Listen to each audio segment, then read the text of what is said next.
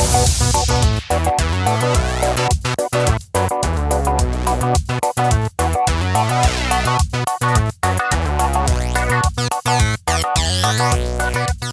there, welcome to Alyssa Jean's Star Trek Reviews, and this is my review for Star Trek Discovery Season 4, Episode 11, Rosetta.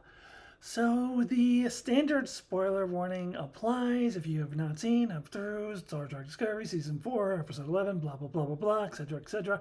You know how this goes. Spoiler warning. So let me go ahead and get into it with kind of my overall thoughts. And actually, I'm going to kind of reflect on the season as a whole. And I'm going to say that I really feel that for season 5, which we know Discovery has been renewed for season 5, that the showrunners really need to reconsider this 13 episode thing. I think every season has been about 12 or 13 episodes, and every season has had too many episodes. They have more episodes than they need. I think, this should be no more than an 11 episode season. I've figured it out. I'll tell you which episodes I think they should cut. And actually, 10 episodes, I think they could have probably gotten rid of that crappy episode with Michael Burnham's mother in the beginning of the season. Like, it was completely irrelevant and it sucked. So they could have gotten rid of that episode and you got 10.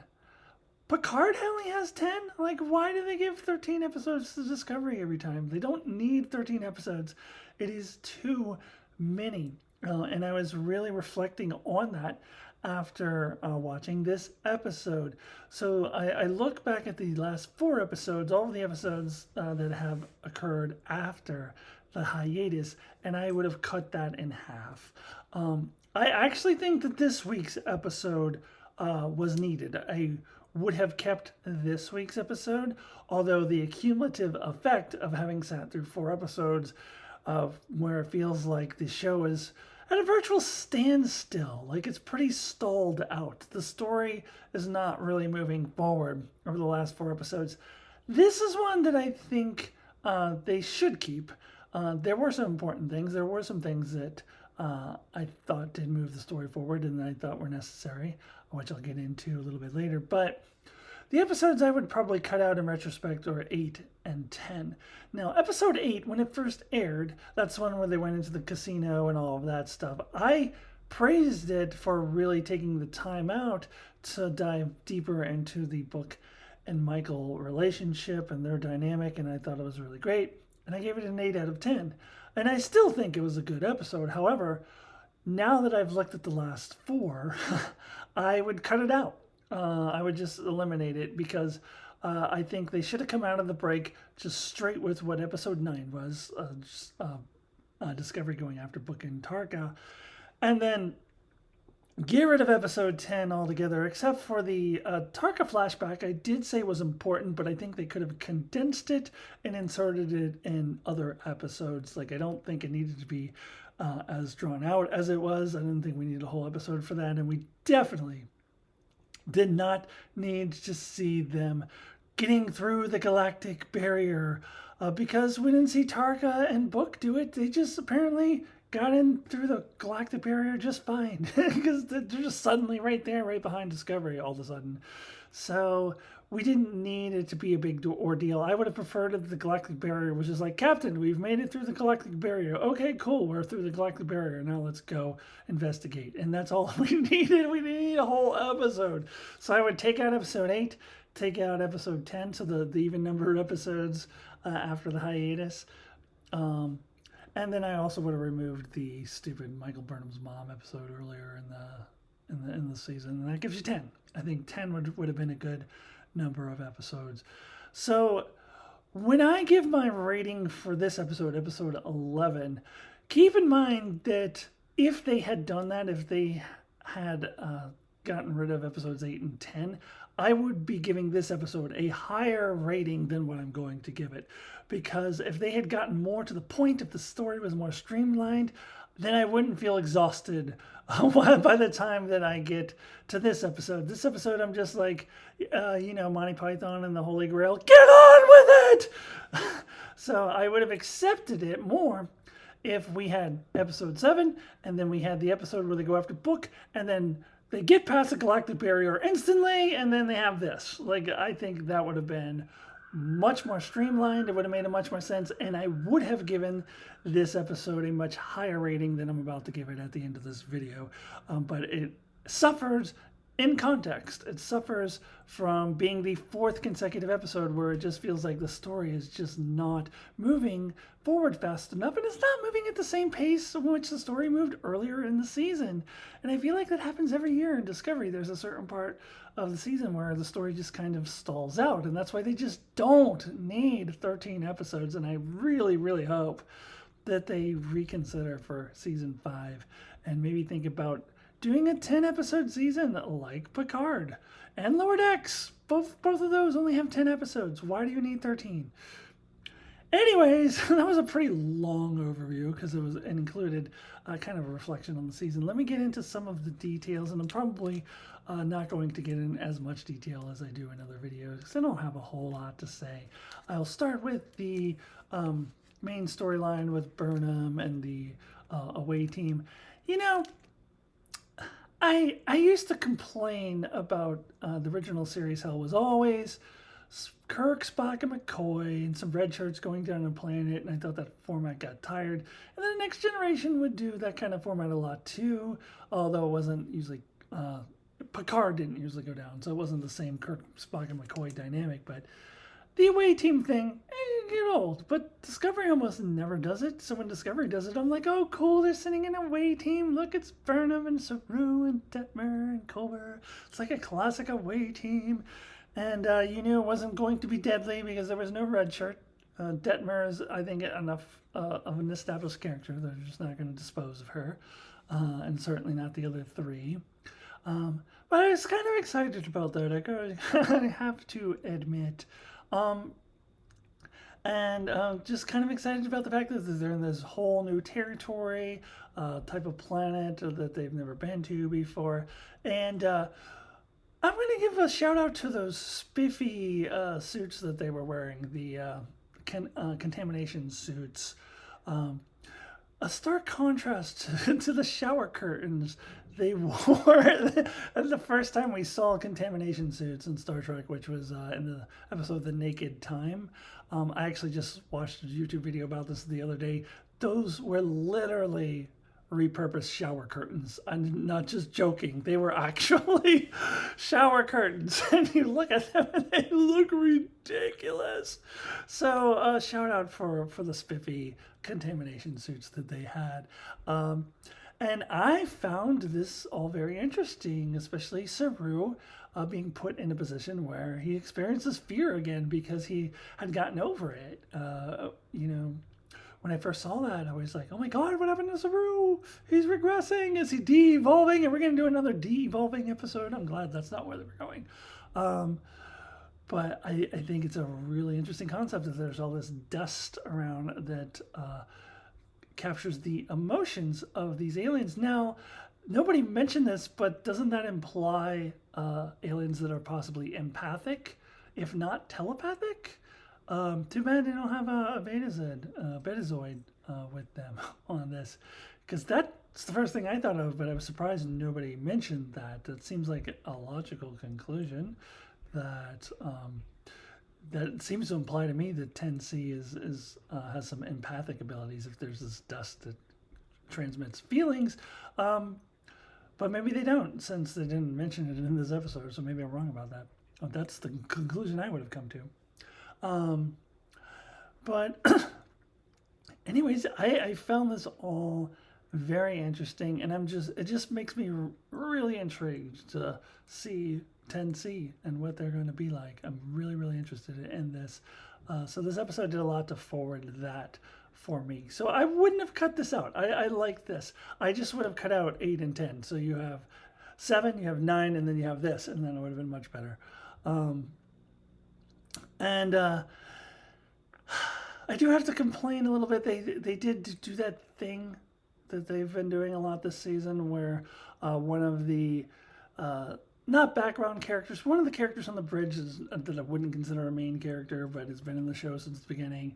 The Bryces and the Reeses and all this time is Detmer, where they just spontaneously spurt out a line about their childhood.